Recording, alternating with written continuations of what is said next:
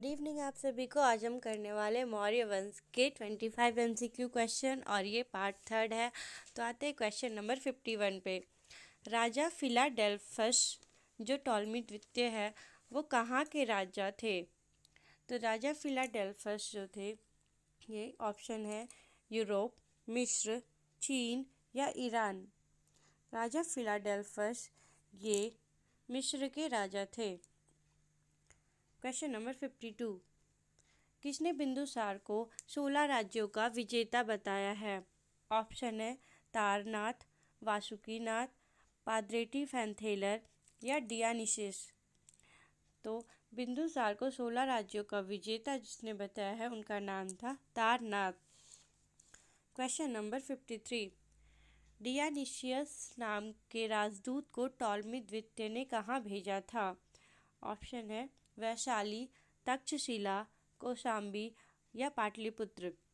तो डियानिशियस नाम के राजदूत को अशोक के शासनकाल में टॉलमी द्वितीय ने भेजा था और उसे पाटलिपुत्र भेजा गया था। Question number 54।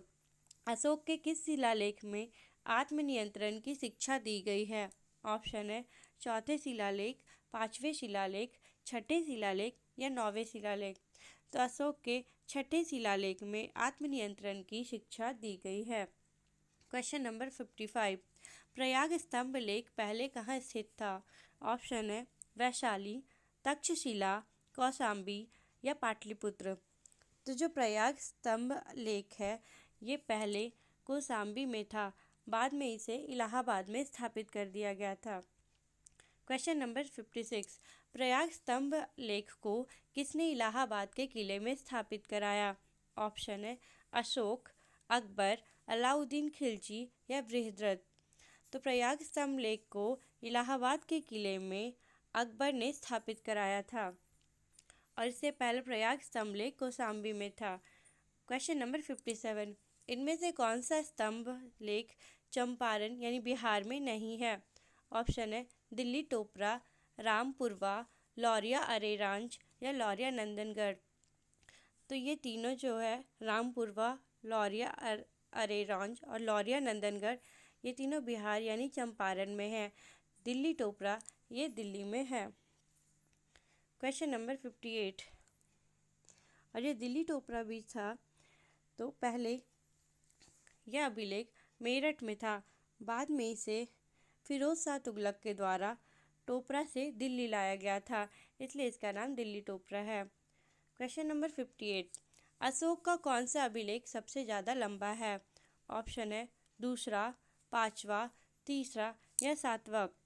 तो अशोक का सातवां अभिलेख जो है ये सबसे ज़्यादा लंबा है।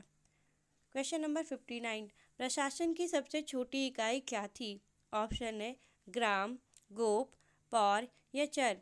तो प्रशासन की जो सबसे छोटी इकाई है उसे ग्राम कहा जाता था। Question number 60। प्रशासकों में सबसे छोटा क्या था? ऑप्शन है ग्राम, गोप, पौर या चर।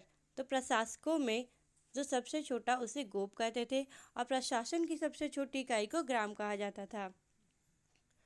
और इसमें जैसे चर दिया हुआ है तो चर उस समय जासूसों को चर कहा जाता था। Question number 61। बिक्री कर के रूप में मूल्य का कितना भाग वसूला जाता था? ऑप्शन है पाँचवा, 10वां, 20वां या 25वां। तो बिक्री कर के रूप में मूल्य का 10वां भाग वसूला जाता था। Question number 62। अर्थशास्त्र के अनुसार नगर के कोतवाल को क्या कहा जाता था? ऑप्शन है ग्राम, गोप, पौर या चर। तो अर्थशास्त्र के अनुसार नगर के कोतवाल को पौर कहा जाता था। इससे पहले हम लोग ग्राम, गोप और चर पहले ही पढ़ चुके। Question number 63। मेगास्थनीज के अनुसार एग्रोनोमाई कौन था?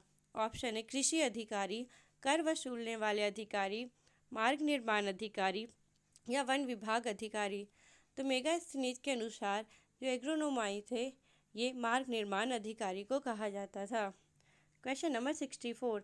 जस्टिन के अनुसार चंद्रगुप्त मौर्य की सेना में क्या क्या थे? ऑप्शन है 50,000 अश्वारोही सैनिक, 9,000 हाथी, 8,000 रथ या उपरोक्त सभी। तो जस्टिन के अनुसार चंद्रगुप्त मौर्य की सेना में ये सभी थे। क्वेश्चन नंबर 65, सैन्य विभाग का सबसे बड़ा अधिकारी कौन होता था? ऑप्शन है सेनापति, समाहर्ता, नायक या प्रशासता। तो सैन्य विभाग में जो सबसे बड़ा अधिकारी होता था उसे सेनापति कहा जाता था। क्वेश्चन नंबर 66, अर्थशास्त्र में कारागार के अध्यक्ष को क्या कहते थे? ऑप्शन है सेनापति, समाहर्ता, नायक या प्रशासता। तो इसमें सेनापति तो अभी पढ़ चुके कि सेनापति जो है सैन्य विभाग के सबसे बड़े अधिकारी को कहा जाता था। अब आते इसमें समाहर्ता किसे कहते थे? तो जो आर्य का संग्रह करता था उसे समाहर्ता कहते थे। और कारागार के अध्यक्ष को प्रशासता कहा जाता था।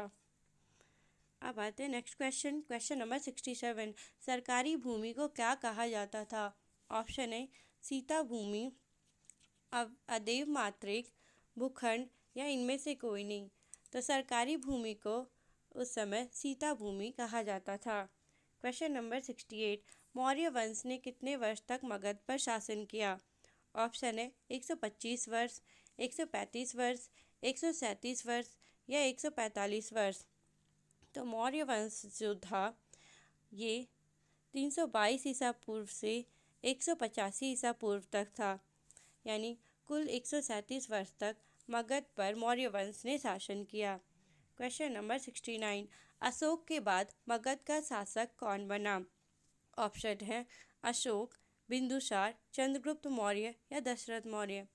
तो अशोक के बाद दशरथ मौर्य मगध का शासक बना। क्वेश्चन नंबर 70, अशोक का सबसे छोटा स्तंभ लेख कौन था? ऑप्शन है दिल्ली टोपरा, रामपुरवा, लौरिया अरेरांज या रुम्मीदेई। तो अशोक का जो सबसे छोटा स्तंभ लेख है उसका नाम रुम्मीदेई था। क्वेश्चन नंबर 71, मौर्य वंश का अंतिम शासक कौन था? ऑप्शन है अशोक, बिंदुसार, बृहद्रथ या दशरथ मौर्य। तो मौर्य वंश का जो अंतिम शासक था उसका नाम बृहद्रथ था। क्वेश्चन नंबर 72, दशरथ मौर्य के बाद शासक क्रम अनुसार कौन सही है? तो ऑप्शन है पहले देववर्मन, संप्रति, शालीशुक, फिर सतधनवा। ऑप्शन बी शालीशुक, देववर्मन, संप्रति, सतधनवा। ऑप्शन सी संप्रति, देववर्मन, शालीशुक या सतधनवा। ऑप्शन डी संप्रति, फिर शालीशुक, फिर देववर्मन, उसके बाद सतधनवा। तो इसका आंसर डी है, सबसे पहले संप्रति था, उसके बाद शालीशुक, फिर देववर्मन, फिर सतधनवा। क्वेश्चन नंबर 73, बृहद्रथ की हत्या किसने की? ऑप्शन है वासुदेव, पुष्यमित्र शुंग, घोष शुंग या देवभूति। तो बृहद्रथ की हत्या पुष्यमित्र शुंग ने की थी और उसके बाद शुंग वंश की स्थापना की। क्वेश्चन नंबर 74, बृहद्रथ के शासनकाल में पुष्यमित्र शुंग कौन था? ऑप्शन है प्रधानमंत्री, युवराज, सेनापति या न्यायाधीश।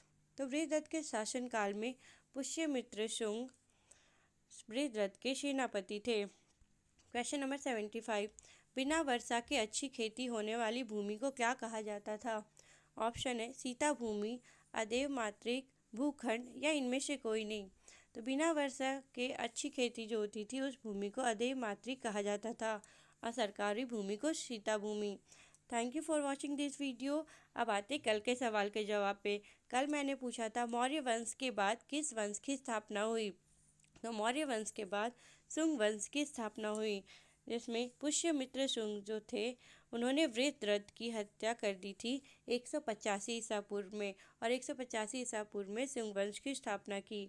अब आज का सवाल, मेगास्थनीज ने भारतीय समाज को कितने वर्गों में विभाजित किया है? आप लोग प्लीज़ इसका आंसर कमेंट बॉक्स में ज़रूर दें और इसे लाइक एंड सब्सक्राइब करना ना भूलें। Thank you for watching this video. अब मिलते हैं कल फिर नए वीडियो के साथ, तब तक के लिए बाय बाय।